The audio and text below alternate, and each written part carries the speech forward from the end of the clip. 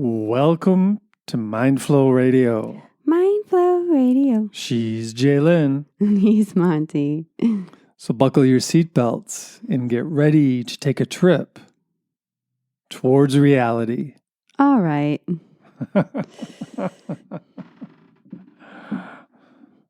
Yeah, so here we are. It feels good to be alive. yeah, Grateful for that. I'm grateful for summer. Mm-hmm. I love summer. Especially up here in Wisconsin. It's so beautiful. It is beautiful. I've been listening to the birds singing in the morning. Yeah. And we're so lucky. It's raining right now. And that's just such a blessing, really. Yeah, indeed. Good for the farmers. Good for the earth. Mm-hmm. Finding, being in balance. Mm-hmm. So we can just pray that it continues. Yeah. Right? In balance, yeah. Yeah. And some rain, some sun, some rain, some sun. And the bees stay alive and the butterflies are around and yeah. And things stay in harmony with each other, ideally. Or even more so, becoming more and more in harmony. Yeah, like less pollution. How about that? Less pollution in the air, less pollution in the water. And perhaps we're more and more in harmony with nature at that point. For sure. I mean, hopefully that's the direction we're moving towards. Mm-hmm. Mm-hmm. Yes. So we wanted to talk about freedom. Yeah, kind of a preparation for next month, because July 4th is in the States is very revered by some and upsetting to others. And I feel like it's a good subject to broach. And how free are we in our minds? Well, and what is freedom in general? Because we tend to use that word a lot. We use that term. Yeah, it gets thrown around a lot, and people use it for various different reasons. Mm-hmm. And but the question is, what is freedom? What does that mean? What does that mean to you?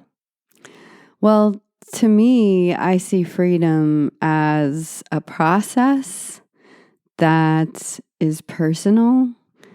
An individual's freedom is in the mind and how one can be in charge of their choice and of their nervous system. And freedom is not getting swept away by old patterns in the nervous system, like old patterns of anxiety, old patterns of panic and fight, flight, and blame and shame. And okay, so being free from patterns in the mind that cause us pain, perhaps. Yeah, or like internal slavery. Internal That's how slavery. I see it. Sounds like rumination to me. Yeah, rumination's when the mind a bear. is just ruminating, and I should have done this better, and I should have done that better, and I can't believe I did it that way, and no. Or I can't believe those people are doing that, and et cetera, et cetera. Yeah, it's very interesting because I know I'm a very, I don't know the right word, but the word just came to me as self-centered. Like I really do think about my internal processes a lot. Like that is my focus because I feel like my thing is about healing me. Yeah. And that's my whole mission in life. That's really all I care about. Well, I mean, I care about other people healing as well, but my rumination is about me and how I judge the world. But I feel like that's not everyone's. Right. Well, I mean, essentially we're all self-centered because this is what we view the world through is through our own eyes. Right. And we have our own perspective and our own beliefs, and we're all self-centered in a way, but I feel that the other side, and where I guess I was going is, and maybe what you're saying is that it's self-centered too, but I feel that a lot of people really look outside of themselves for what needs to change and what, well, that's true. That's against these people or that process or that situation, it's more of that needs to change for me to feel peace. Yeah, that's the way we've been trained, I believe, is that, we're meant to feel not in charge of our own freedom. Essentially, it's up to other people, and it's up to, and there's some of that's true. I mean, if I'm locked in a cage somewhere, let's say, then I'm lacking in physical freedom. There's different levels of freedom, right? Right. There's the physical freedom. There's mental freedom, which I think you're talking about, and... Well, physical and mental freedom, because, I mean, my situation is not as intense as, say, somebody who can't get up out of a wheelchair. Oh, for sure. But my own physical difficulties make it so I don't feel free, Well, freedom, I mean, freedom, it's on a continuum. Sure. And I don't know if any of us is like completely free, completely, I'm free all the time, just free to do whatever I want, free to move about, free to never ruminate, free to, just... I mean, don't you think like someone like Thich Nhat Hanh probably...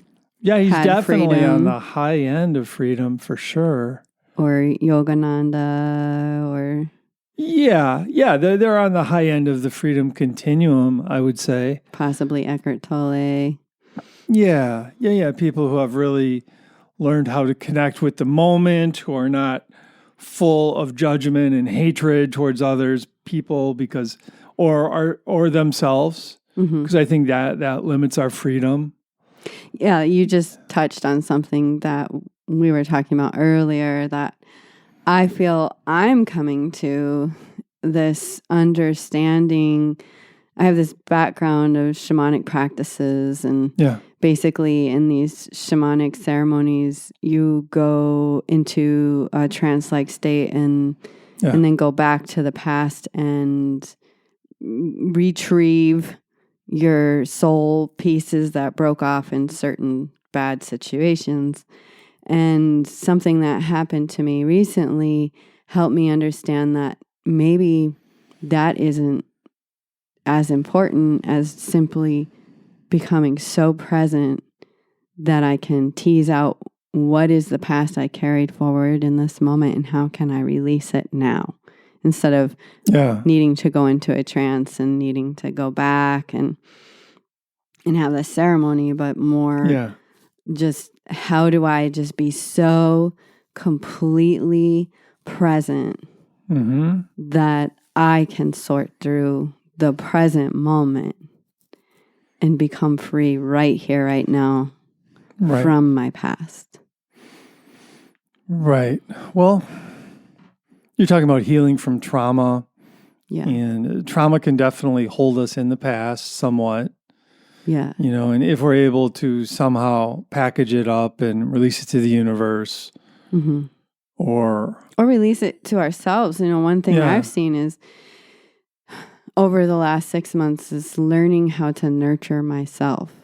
One thing that was brought up to me is to change the inner mother voice inside.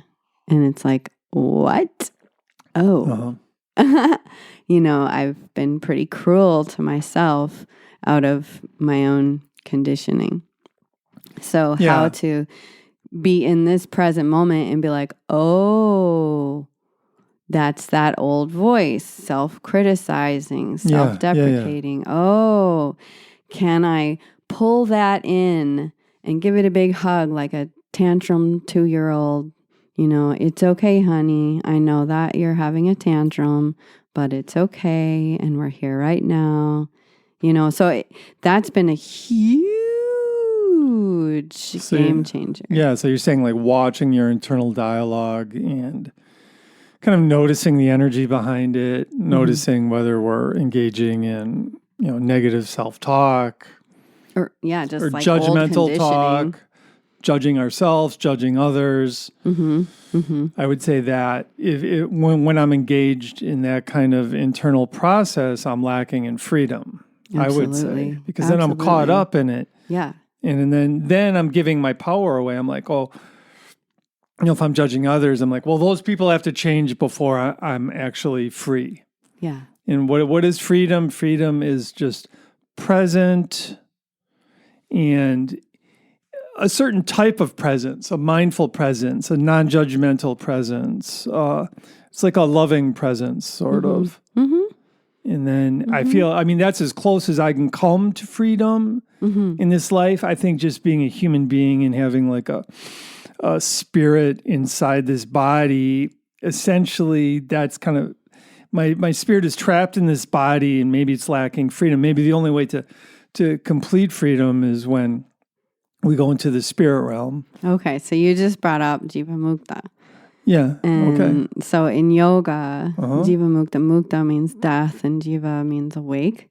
Yeah. So it simply means awake before death. Okay, and so reaching freedom before death. Right. Yeah, and for myself, the most I can hope for right now is just moments of freedom or moving in that direction. Right.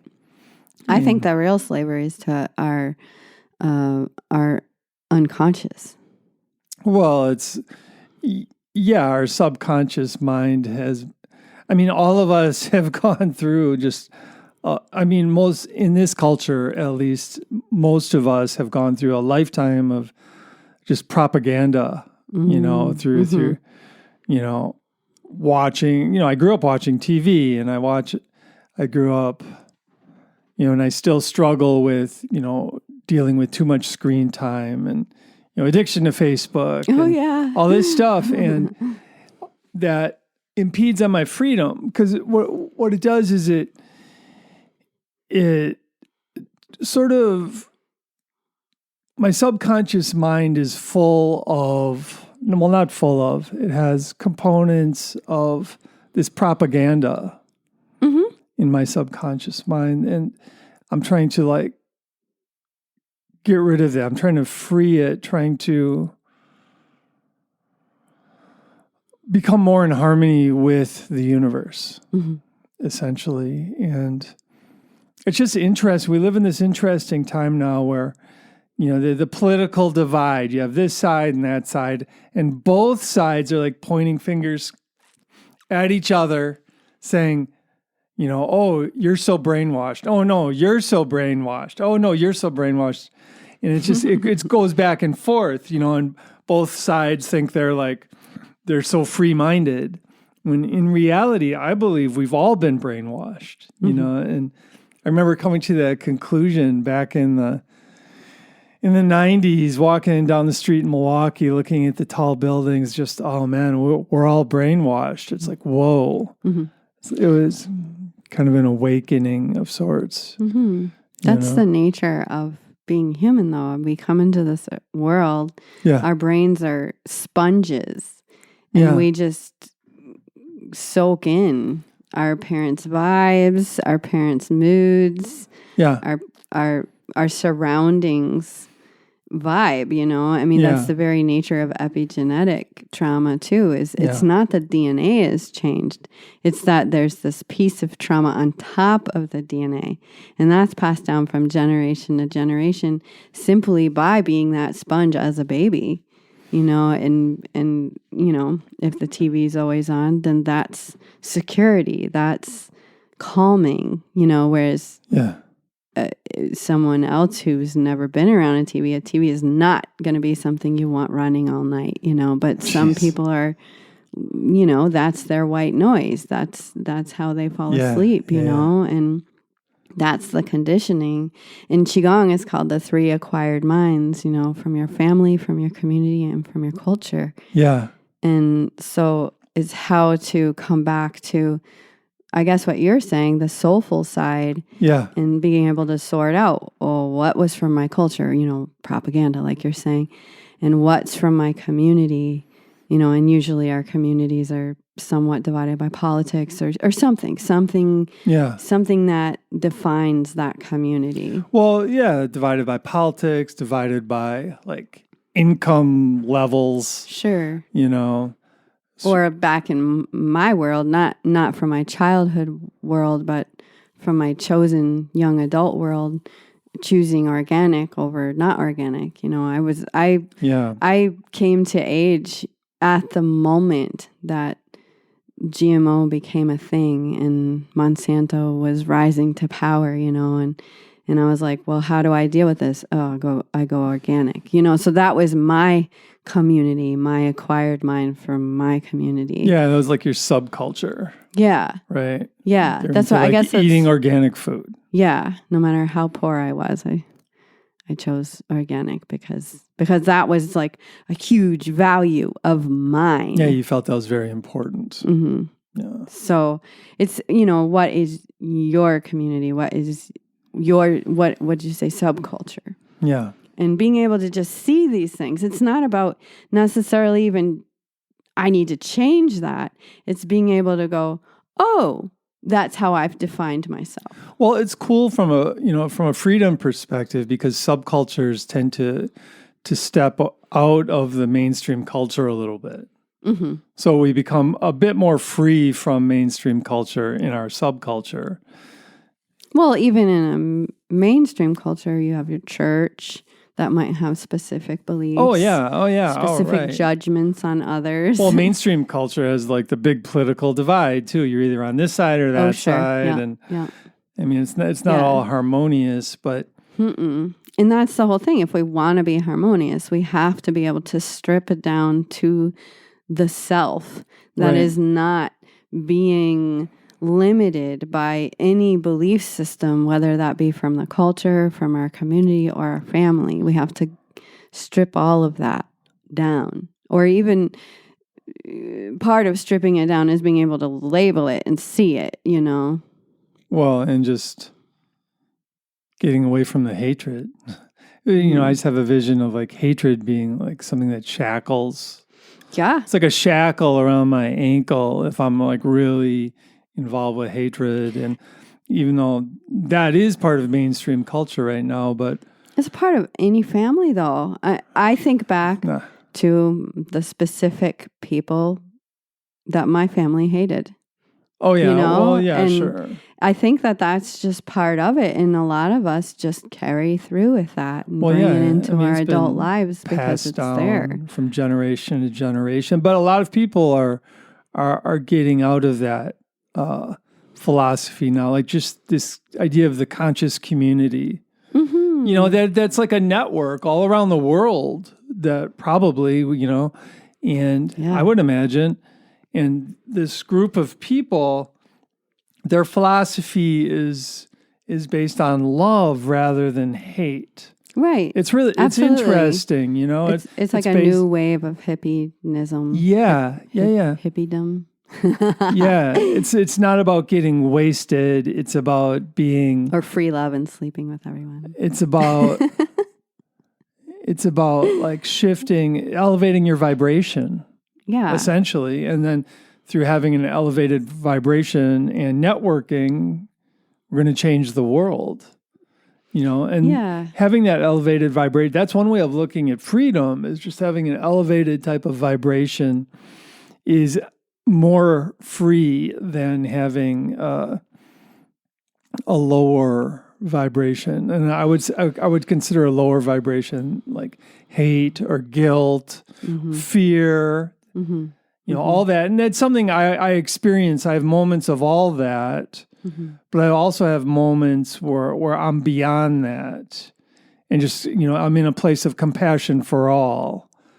And that perhaps is part of like the conscious community. A lot of people in the conscious community are moving in that direction as well. Yeah. What just went through my mind when you said hate and guilt is something I learned from Carolyn Mace when I was training under her. and how she was really pointing out that in science it would be called epigenetic trauma, but these things that get passed down in like if heart attacks are a thing in your family, then we've got to check your heart, but is it really that heart attacks are being passed down, or is it more of like a Chinese medicine thing where it's not that the heart has a problem, it's that the emotional field is being passed down from generation to generation, whether that be guilt or shame, like this layer of shame from from the parent to the child to the grandchild, and then that family has heart attacks. Oh, is it heart attacks or is it shame? Yeah, that just like affects the vibration, and the vibration affects the heart. Right.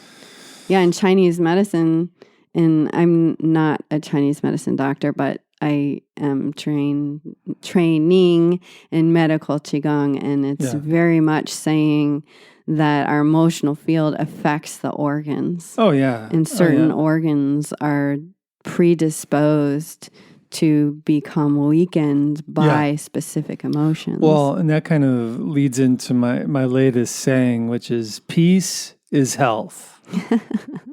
I like that. I know. Peace is health. And that no matter what, I do believe that. I do believe that. And I think the more we're able to get into that place of peace, just the healthier we are. Even if, our bodies are going to disintegrate one way or another. Right. We're not going to get away from that. Right. I'm not going to, maybe I'll cut my head off and freeze it, and then hopefully put on a new body someday. Just kidding. Yeah. But that's like the philosophy of we can just like live forever in this body, which we can't, and that's the nature of being here on Earth School. Right. And we get to actually become free from this body eventually, which is a positive thing, if you see it that way. But if we can just be peaceful through the process of being a human, then our mind and our body and our vibration is healthier. So from that perspective, peace is health. That's that goes along with the Taoist perspective of longevity and how that's something that a Taoist is going towards. And when I look at it, I think of that it's not about beating death. It's about living as healthy and gracefully for as long as possible. Gracefully. I love that term, because that's the goal, is to just be as graceful as possible. And there's going to be challenges in life, because that's part of the human condition. We're all of us are going to have massive amounts of challenges, no matter how much money we have or don't have, no matter where we live, we're going to have challenges. And how gracefully can we handle these challenges really determines I believe our overall success. And success, what I mean by success is peace is success. Maybe that could be a bumper sticker peace too. Peace is everything. I think it is, because it boils down to vibration, and vibration is the foundation of matter. Right. So it's obviously the foundation of this body is vibration.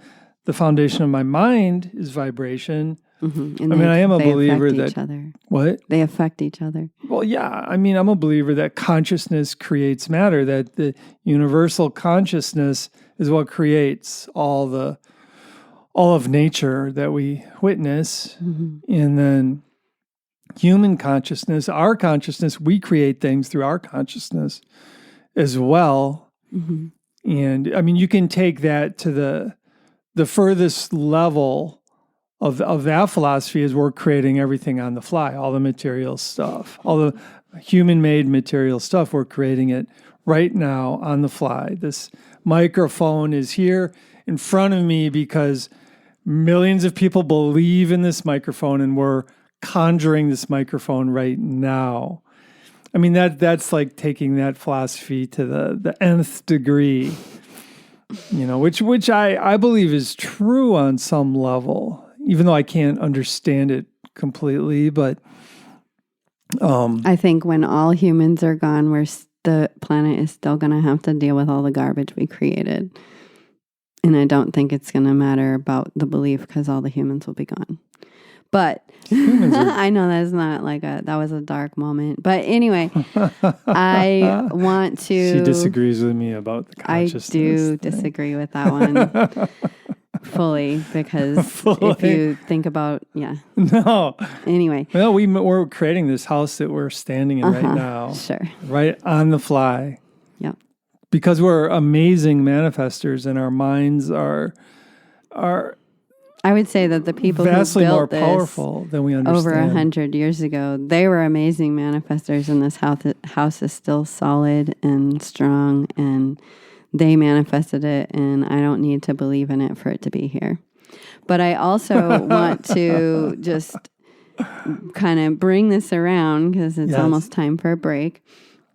And I feel that real freedom lies in our ability to be present, as I was saying before. Yeah. So I want to share with y'all a presence, grounding meditation that, I feel as a person with massive trauma in my past and focusing, as I shared earlier, fully on healing. That's all I really care about is healing my mind and my body.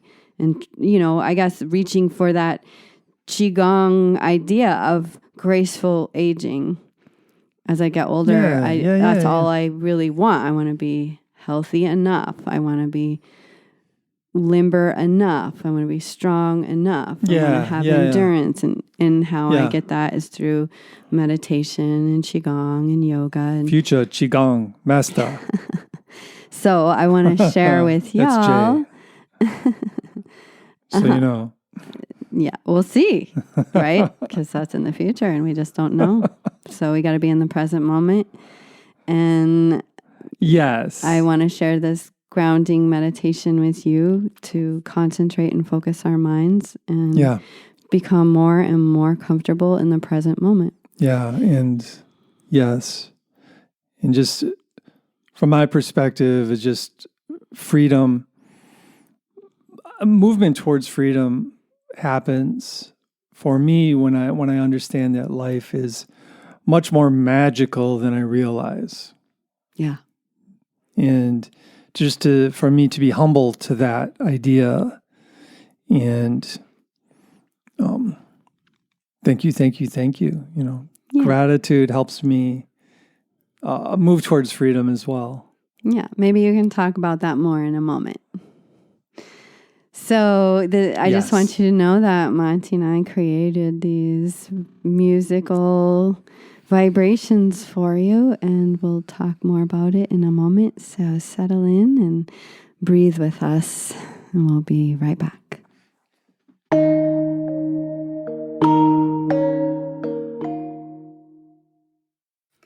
Tuning in to the breath now.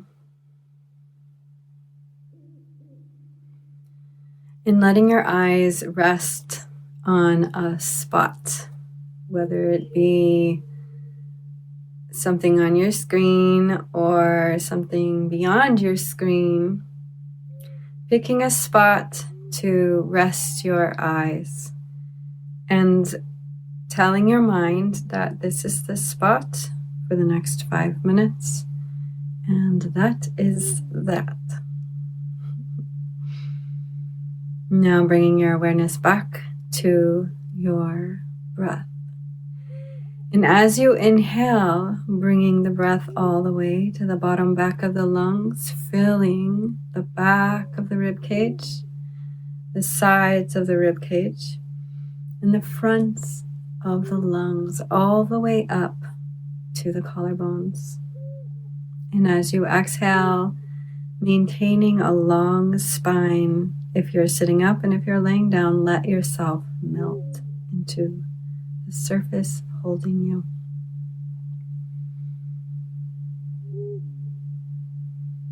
breathing fully and completely. And now bringing your awareness to your skin, especially skin exposed to the air. So feeling your face, your throat, your neck, your hands, and even the skin that is covered. Feeling the fullness of this organ of your skin.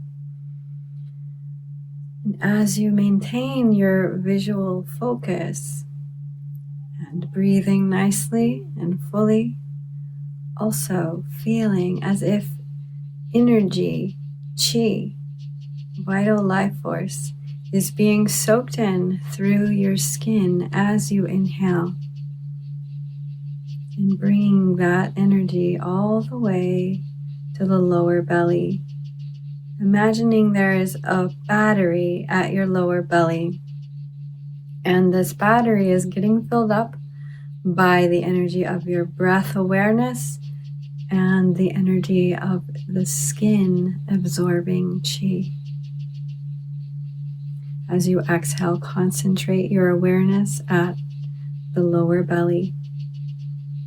As you inhale, soaking in the chi around your skin, into your skin, all the way down to your lower belly.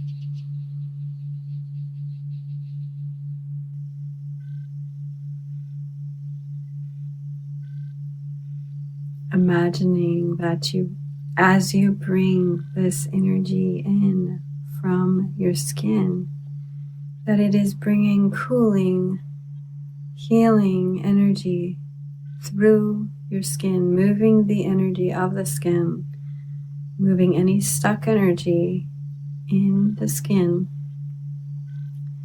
by simply imagining the open pores, imagining the receptivity to chi, to energy, life force energy.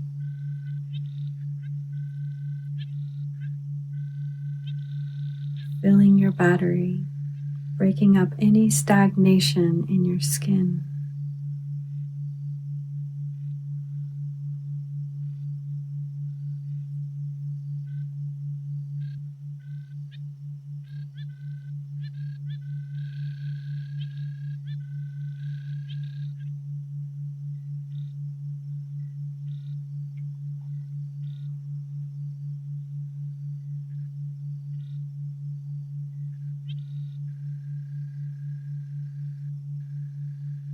Trying to maintain the visual focus while letting your eyes be as relaxed as you can let them be. We'll take a few more slow, mindful breaths, feeling the chi all around you being absorbed into your skin, making its way all the way to the battery in your lower belly.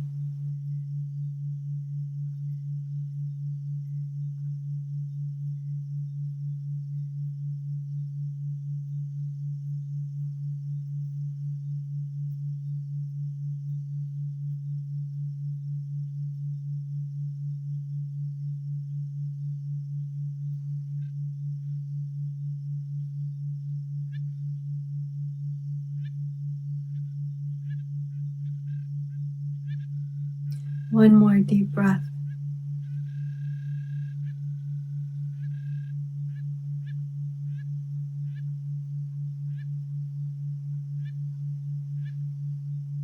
And now resting your eyes for a moment, letting your eyelids close, looking inside and noticing how you feel.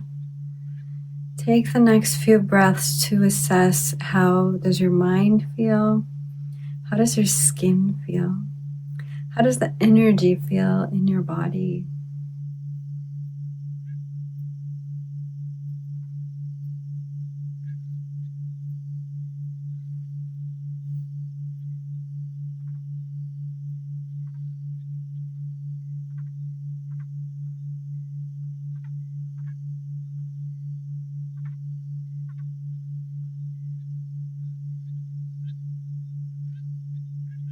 And now feeling the light on your eyelids, the sounds in your ears, the taste in your mouth,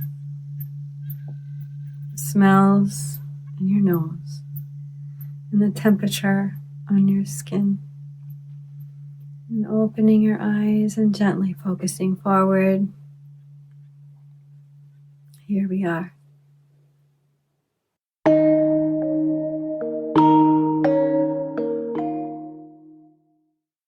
I hope that y'all are feeling more settled and in the present moment. Yes. Hope you enjoyed the music. I know that from what I have experienced working with this music, if you're just listening through a phone or a computer, you may not have heard it as well. But if you had headphones on, it was very prominent. So if you didn't hear the music that well, maybe another time listen back and put on some headphones or listen in a good car or speakers in a car or something. Binaural beats. Okay. But if you want to go back to what you were saying about gratitude. Oh, well, yeah. As far as like finding freedom, more freedom. Again, it's on a continuum, I believe, and there are certain techniques I believe that can help us move in that direction towards freedom, towards more freedom, and gratitude perhaps is one of those techniques. It works for me, and that's a great practice. Another important practice, is acceptance. I like the term loving acceptance or radical acceptance. And because when I don't accept something, my mind starts screaming in my head, I don't accept this. This is unacceptable. I don't accept it. No, I don't. I mean, it's like sort of like having a little temper tantrum in my mind. Yeah. Like 3-year-olds don't have a whole lot of acceptance, So emotionally speaking, I feel like getting to a place of radical acceptance, number one, moves us towards freedom. Number two, it makes us more effective at creating change. It's like the person who, like on a battlefield, the person who can accept the situation and then have more clarity in their movements they're more effective. And that's true when it comes to anything in life. We don't like the government. We got to accept we don't have to, but if we accept what is, and then we can come up with a clear plan of how to create something better. If I don't like certain laws, accepting what is, but then in my mind, creating a plan to create something better is, yeah. I want to go back to the gratitude. Okay. So I have a hard time with gratitude, but lately it's been getting a lot easier for me. And it's pretty interesting because I know a lot about gratitude. And of course, being Monty's partner and him loving the gratitude practice so much, I've heard a lot about it over the years, and it's been very hard to practice. But do you ever practice the thank you practice? No. Okay, see? Then you let me just describe that practice. Okay. Sorry, I didn't mean to interrupt, but the thank you practice is just simply repeating the phrase thank you in your mind over and over without applying it to anything. You just say the words, you say that phrase, thank you, thank you, thank you, and then you notice what happens internally. You begin to see the positive of various things, and you're taking control of your internal dialogue at that moment, right? Which is important. Agreed. That's agency. That is important. Okay, so go on. Yeah. Yeah. So I have found throughout all of my trainings. And I have been quite a training junkie in my search for healing. Most of the trainings, especially over the last 10 years have had a massive focus on gratitude. And for me, that's very difficult.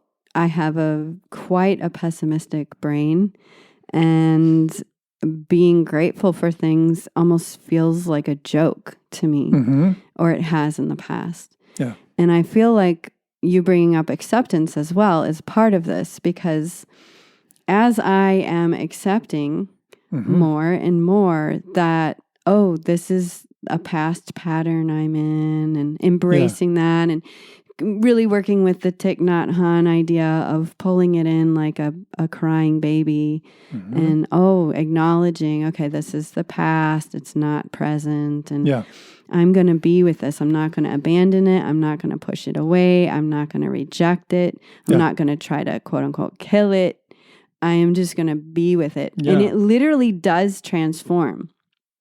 Yeah. I didn't believe this, even though I did all these trainings and I did all this, studying, working, listening, seeking.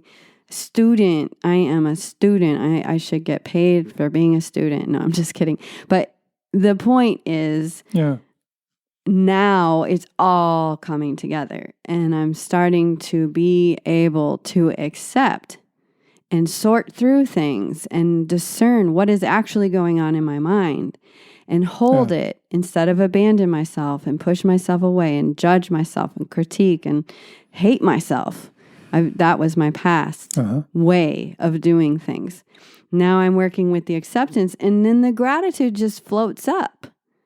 And all of a sudden I feel this deep gratitude for everything I've been through, which is an odd idea considering what I've been through. So it's like, whoa, I wouldn't be right here, right now. That's true. If I hadn't have gone through those things. That's true. Absolutely. And I'm grateful for where I am now in my mind, in my body, in my health, in my stability. Yeah. So therefore, I can't hate the things that happened. Right. I have to accept them. Wow, I'm grateful. So it's been this very interesting thing where gratitude has been so difficult for me. Yeah. And now it just rises up naturally. Yeah. Well, that's profound, Yeah. So I guess where I was going with that is I love the idea of honing the cognitive by repeating the word thank you. But for me, that was difficult because of my etched in trauma. Right. But for a lot of people, you've helped a lot of people with that specific skill. It's changed lives. I love that skill because it's so simple. It's just 100% cognitive. It's just saying a phrase in your mind. I mean, and what it teaches a couple things. It teaches us that we can take charge of our internal dialogue. Number one, instead of just the old pattern, just running, rolling. And that's why a lot of people, they don't change, their belief system doesn't change from when they're 15 to when they're 80. Right. It's because they have the same patterns just running in their mind. But if the patterns are not working for us, we can get in there and tweak our thinking, or really shift our thinking. And I love the thank you practice, because it's probably the simplest practice. It's just repeating the phrase, thank you, thank you, thank you, over. And I mean, I try and use it first thing in the morning, right when I wake up, every morning. I'm pretty good at it. I'm in the habit. And so as I'm like getting out of bed, in my mind, I'm saying thank you. I would say 98% of the mornings. And then so I'm starting out the day being in charge of my state of consciousness, at least being in charge of my internal dialogue. And some days it's more effective than others, but at least I'm remaining in charge of my internal dialogue right away. And it's been curious to me how you haven't really actually tried the practice ever. I have. I have tried it. Tried it. How many thank yous have you said over the last 10 years? I have no idea. Wait, guesstimate. I want to go somewhere else with this. Okay, so I feel that, yeah, it's been difficult for me because it's been difficult for me to, I would consider myself a bhakti yogi. And I would say that thank you is a bhakti practice. Okay. Because bhakti is devotion to source. And by being devoted, you hone your mind by chanting. Okay. Yep. And so I chant, but I don't chant thank you. Yeah. You know, but I do chant other chants. Yes. And for some reason, for me, it's more comfortable for me to chant an ancient chant that's in a different language. Yeah, sure. That I know the basic meaning of. And that makes me feel like what you're saying about thank you. Yeah. I feel about different chants. Okay. And I think it's a similar practice, or I would say it's the same practice. It's just a specific chant. Yes. You know, and I've been chanting for over 20 years now. Yeah. So I feel like it's finally starting to work. Okay. And now I can feel that gratitude bubbling up, and I can feel a deep acceptance of where I am in the present moment, even if that means that my past is here to visit me right now. And so I think what I was going to bring up is in the basic concentration meditation that I have been practicing with my Qigong teacher is counting backwards from 300, 200, or 100. And I feel that does the same thing. So if thank you is difficult, then count down from 100. And what I found sharing this with many people and getting their feedback is sometimes the frustration of getting lost in the count is makes people decide to stop. Yeah. And one thing my teacher said is when you start to feel yourself ruminating while you're counting backwards, start doing it out loud. And so by using the voice, it hones the mind again. So that's really the same thing as chanting. It's just chanting a numerical series. And so I really feel a deep connection to the idea of honing the mind by chanting. Whatever resonates. It can simply be Om. Yeah. Well, it's good to take charge of our internal dialogue, at least occasionally. Or as much as possible. That's been my journey. Yeah, because if we don't choose, other people are going to choose for us. Or our past, our conditioning, our unconscious is going to choose for us. Or the media. This is going to be my new mantra, whatever the media is telling me. Yeah, no doubt. No doubt. Yeah. That's a common. Yeah. Not for me necessarily, but I feel a friend of mine sent me a little meme today that was about neural divergence and how people with PTSD and CPTSD are simply neurodivergent by going through massive traumas. And it's so true because you have been diverged from the normal.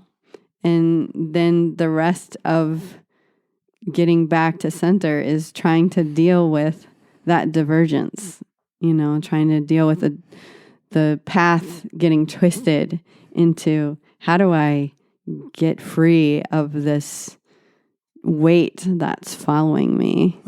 Freedom. This burden, the freedom. How do I have freedom from these flashbacks and so on and so forth? Yes. Yeah. And again, freedom is a process, and it's not like we're going to be completely free from flashbacks, but if we have less of them, then we're doing a good job. It is a process. Yeah. And not to beat ourselves up. Oh, I'm having a flashback of something terrible that's happened to me. It's like, okay, notice it. That's one way of dealing with flashbacks too, is kind of welcoming. Okay, I've been waiting for you. And then when it happens, like really going into that breathing regulation and and trying to find peace around it and trying to just package it up and put it into long-term storage. Well, instead of freaking, I'm not saying you do this, but if we freak out, if we have a flashback and freak out, we just have the tendency to like force it back into the subconscious mind. Agreed. Yeah. And then it's going to bubble up again and we're going to force it back. And it's like this bad habit. Repression. But when it bubbles into the conscious mind from the subconscious, if we can greet it, it's like, oh, welcome. From a peaceful perspective, I'm going to package you up and I'm going to release you to the supraconscious, or I'm going to package you up and put it in the attic in my long-term storage. I don't need to be reviewing this every day or every week anymore. Yeah. I feel that that's an interesting way to put it. And I work with that here and there. Yeah. But the way that I'm literally feeling it dissolve in front of my very eyes is that idea of just holding it with tenderness and nurturing. And it's not about let me package you up and put you away. It literally dissolves. Well, it's an energetic dissolution. It's like and what I found solution. That's cool. What I found so interesting is I've heard this for years and it was slightly annoying and slightly untouchable and unreachable, unattainable to me at the time. Yes. And I really feel that when I was encouraged to change the inner mother voice inside of me, that's when things started to change.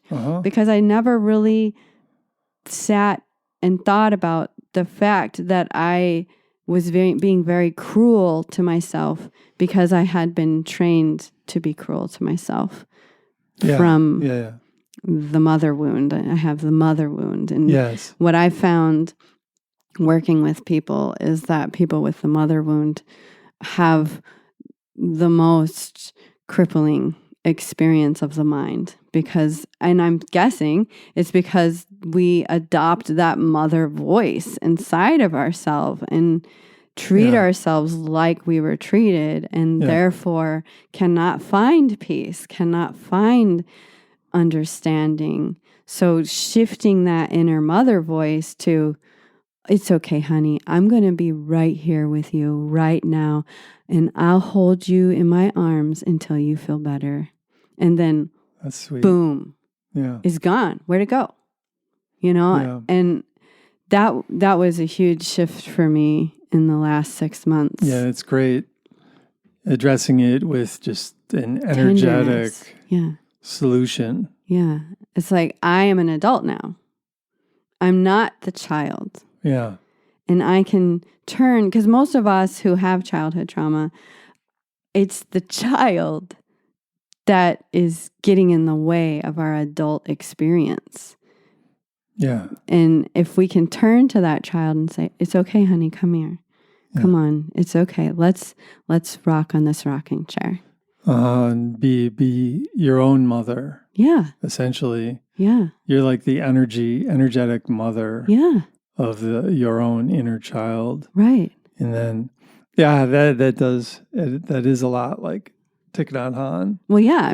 That was the first place I heard it. Yeah. He said, support that. Hold your anger. It's like a baby. Nurture it. Instead of letting it just run wild and control you. Right. And that's it. Once it's controlling you, guess what? You lack freedom. Right. Because that's the definition of lacking freedom, is being controlled by something else. Well, I guess the first time I heard about it was Carolyn Mace with her archetypes, because I did that training and it was all about the archetypes. Yeah. And we have 4 survival archetypes, and one of them is the child. And which child do you have? And I have, of course, had the wounded child. And she said that having the wounded child is the most difficult to transform. And I didn't get it back then. That was a good 9-10 years ago. And then coming around to Thich Nhat Hanh a few years ago and refinding that. And then more recently through Qigong and such, finding the inner mother voice suggestion. And it's like, whoa. It's so interesting how life spirals us into similar opportunities to learn the same lesson.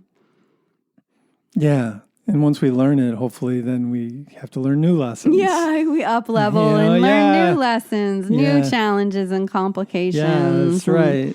And what kind of energy are we going to greet those new challenges with? Mm-hmm. Are we going to freak out, be angry, upset, throw a fit? Mm-hmm. Or are we going to be graceful and strong and fluid? It is all about that inner choice. Well, once we realize we do have a choice. Right. I mean, a lot of... Well, usually when you up level, there's some kind of acknowledgement of some kind of inner evolution, because otherwise you wouldn't up level. Yeah. But yeah, I feel that the biggest share that I could let anyone know is, 1, hone the mind and be in the present moment. And 2, when the past comes to visit, greet it with tender, loving care.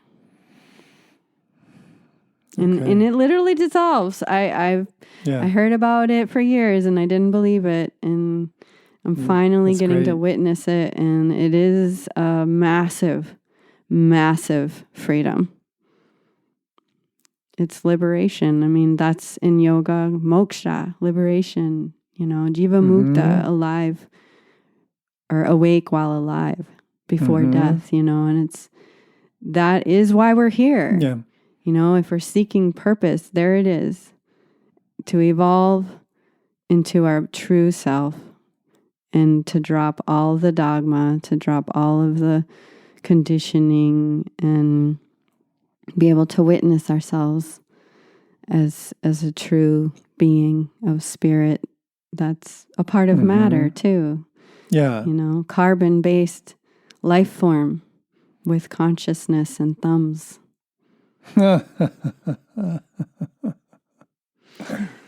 can't believe another hour has passed. My goodness. Do you have any final thoughts about freedom for folks to embody over the month? Well, just looking at it from the perspective of, we're soulful beings having a temporary human experience. And as we are inside these bodies, essentially we're not completely free, because we're inside this body. And I mean, ultimate freedom is probably down the road, but it's a continuum. And the more we move in the direction of finding more freedom in our minds, more space, more peace, just the better we feel and the more effective we are. Because I believe we're here on this planet to be effective at whatever our dharma is, whatever our strengths are. Let's just get as effective as possible and make the world a better place. Sounds good. Yeah. All right, my friends, we're so grateful for your energetic support listening to this podcast, and I hope you have a great month out there, and we'll meet again